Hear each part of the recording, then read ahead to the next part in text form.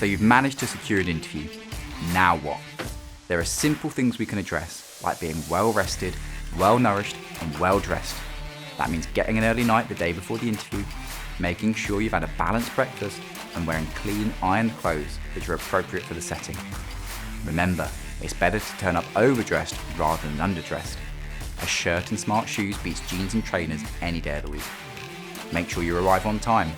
That might mean planning extra time in case of traffic or delays, and let's not forget the interview might start before you even sit down with the interviewer.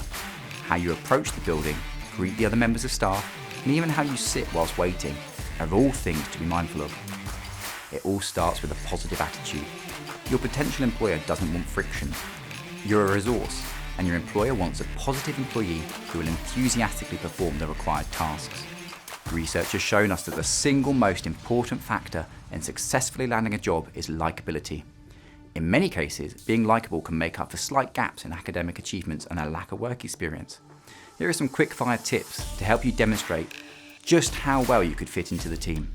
First off, smile, relax, and maintain eye contact with the interviewer.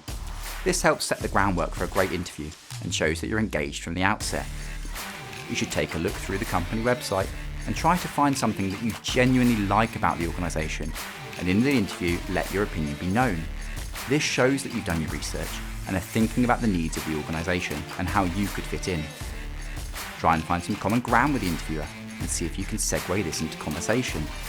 Just make sure you actually listen to the interviewer and just don't wait for your turn to talk. Show that you're interested and enthusiastic and find out what type of person they're looking for. You can ask questions about the role to help demonstrate this fact. It might seem counterintuitive, but don't hide from your weaknesses. Acknowledging weakness is a sign of maturity and a constructive mindset. Show your intention to overcome any weaknesses you may have and give examples where possible. It demonstrates your strength of character and integrity rather than giving the impression you're trying to mislead the interviewer. Be modest about your achievements and make them applicable to the role. Try to bring them into conversation later rather than sooner. The delay lets your strengths emerge naturally rather than giving the impression that you're trying to force them down the throat of the interviewer.